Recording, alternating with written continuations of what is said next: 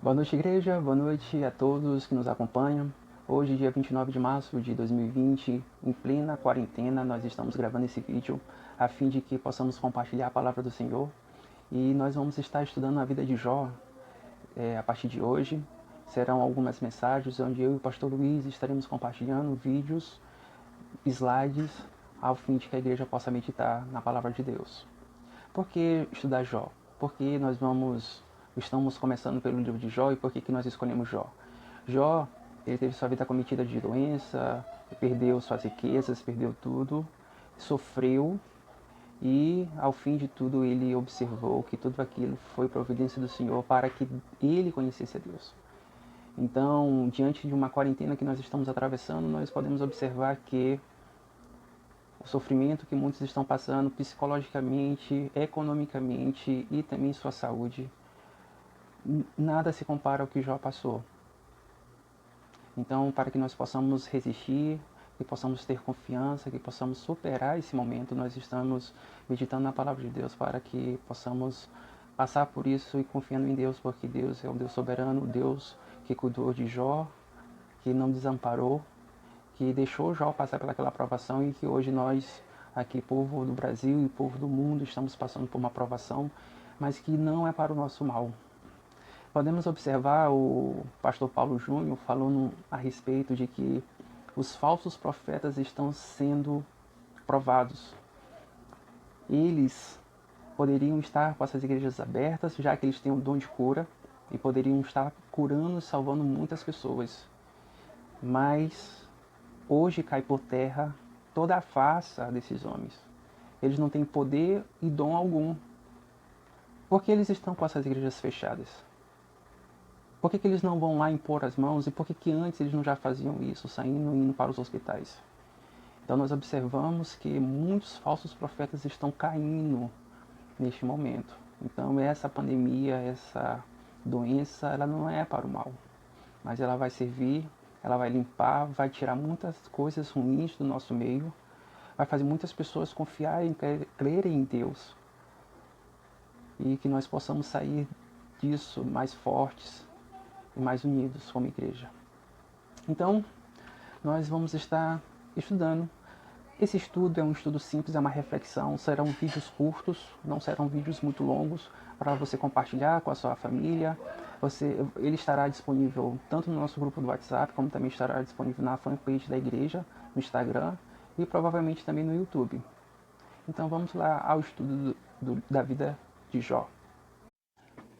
Bem, vamos em frente. Nós tiramos a câmera, né? E a partir de agora nós vamos observar os slides. Antes de nós adentrarmos no livro de Jó, precisamos ter uma noção do que o livro de Jó vai falar. Então, diante disso, nós fizemos uma divisão do livro de Jó. Diante de alguns comentaristas, alguns fazem essa divisão em 6 partes, em 12 partes, mas nós aqui adotamos uma divisão de 3 partes. Uma divisão mais simples, que na primeira parte nós vamos encontrar o sofrimento de Jó. Ou seja, Jó, que é um homem justo e íntegro, nós vamos observar entre os versículos 1 e versículo 5 do capítulo 1, que Jó, ele é um homem justo e íntegro, e o Senhor o abençoa, e o Senhor lhe faz próspero. Mas a partir do versículo 6, Satanás entra no meio da história e começa a indagar o Senhor a respeito da integridade e da justiça de Jó, dizendo: Senhor, Jó só é dessa forma porque o Senhor tem abençoado. Jó só faz isso porque o Senhor sempre está com ele. Agora toca nele. Então Deus permite que o diabo toque em Jó, que Satanás toque nos seus bens, toque na sua família, que toque na sua saúde, mas de modo algum Satanás tocou na vida de Jó. Nós vamos observar que o diabo ele não tem autoridade e autonomia de fazer o que quer. Ele só pode fazer com a permissão de Deus. Se Deus permitir, se Deus quiser, qualquer coisa é feita. Então nós temos plena certeza e convicção de que tudo o que acontece neste mundo só acontece se houver a permissão do Senhor. Mas aí a igreja, e vocês podem perguntar: Tiago, Se é permissão do Senhor, como é que Deus permite o sofrimento? O sofrimento, meus irmãos, no início ele é muito duro, é muito difícil. Nós não entendemos o porquê. Nós não entendemos o porquê dessa pandemia que está acontecendo. Mas, ao folhear as páginas de Jó, encontrarmos seu clímax, o seu ponto-chave, que é no capítulo 42, nós vamos observar que tudo isso foi para a glória de Deus. Tudo isso foi para que Jó reconhecesse quem é o Senhor. Então, no início de tudo, tudo é difícil. No início do sofrimento, no início das perdas, a gente não sabe, o nosso chão se perde. Nós chegamos ao ponto da loucura. Mas precisamos entender que o Senhor deixou essa escritura para que nós observássemos o que aconteceu no passado e que possamos ter esperança e confiar em Deus, porque Ele cuida de nós, Ele cuida do universo e o sofrimento não é maior do que nos regozijarmos em Deus, do que confiarmos em Deus, porque o fim do mundo não é o fim da vida. O fim do mundo é algo que vai acontecer, algo inevitável. Nós iremos passar por isso, nós iremos passar pela morte, mas ela não irá nos destruir, porque a vida nós já temos. Então nós vamos observar que o sofrimento de Jó, o sofrimento que Jó teve, ele é passageiro e momentâneo, e ele tem um propósito. Então, nos capítulo 1 e 2, Jó, ele é acometido de sofrimento. Ele tem aquele impacto, é aquele momento em que o vírus chegou, é que o vírus está causando destruição, mas mais na frente nós vamos ver o propósito do Senhor.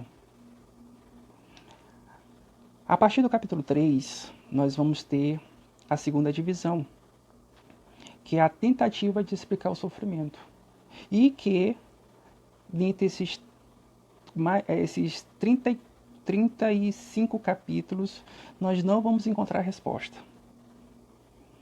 Nós não encontraremos resposta para o sofrimento no livro de Jó, e nenhum outro livro. Porque o sofrimento, ele não pode ser visto por conta de atos nossos. Não é porque eu fiz isso. E vale lembrar uma coisa, que este ano nós tivemos o carnaval, houve zombaria de Deus lá no carnaval, e já saiu nas redes sociais que foi por isso que a pandemia chegou no Brasil, que foi por conta do Rio de Janeiro, por conta de Salvador, por conta lá do bloco que teve homossexuais se beijando. Então foi por conta disso que esse vírus chegou até aqui. Meus irmãos, a gente é induzido a pensar assim, que isso é castigo de Deus. Mas como que a gente pode dizer que é castigo de Deus e olhar para a vida de Jó, um homem justo e íntegro, que agora está sofrendo? Por que ele está sofrendo? Então nós tentamos explicar a vida de A, de B, do nosso filho, do nosso irmão, de alguém que saiu da igreja e agora está pior, dizendo que olha a consequência do pecado. Não caímos, não devemos cair nessa cilada, nessa indução errada da palavra do Senhor. Porque Jó não tinha pecado. Jó não tinha feito algo de errado, a Bíblia não relata isso. Pelo contrário, ela começa dizendo que Jó era um homem justo e íntegro que oferecia ao Senhor sacrifícios pelos pecados dele e dos seus filhos. Jó, ele era um patriarca, ele cuidava de sua família, ele cuidava dos seus filhos. Então a gente não pode justificar o sofrimento pelo pecado. Já nós iremos ver isso nos slides posteriores. E por fim, meus irmãos, a partir do capítulo 39, nós vamos ver 70 perguntas que quebrantam Jó. Desculpe aí pelo erro, acabei não ajeitando. 70 perguntas que Deus fará para Jó, mostrando para Jó que ele é Deus.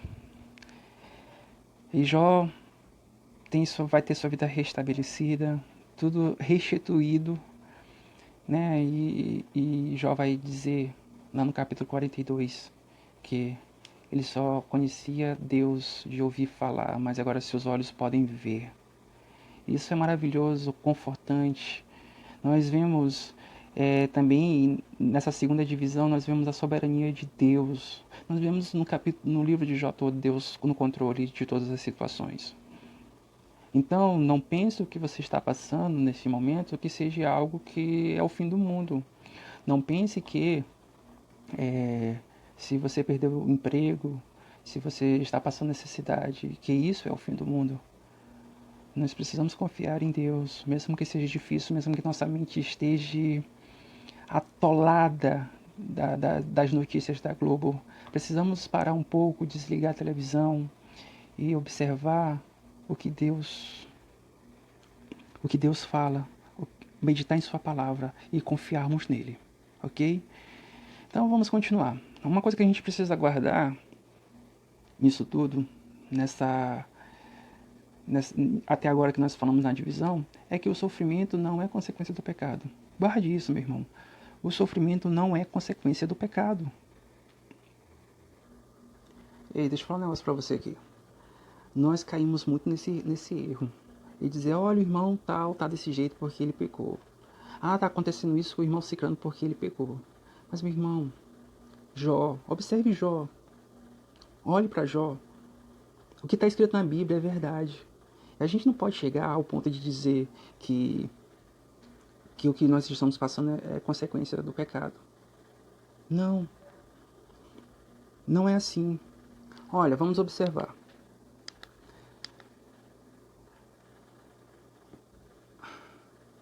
Olha só, vamos observar o que diz lá em João, capítulo 9, versículo 2 e 3, quando Jesus é indagado a respeito do rapaz que era cometido de uma enfermidade não, uma cegueira de nascença. E aí o seu discípulo pergunta, Senhor, Rabi, quem pecou? Este ou seus pais para que nascesse cego?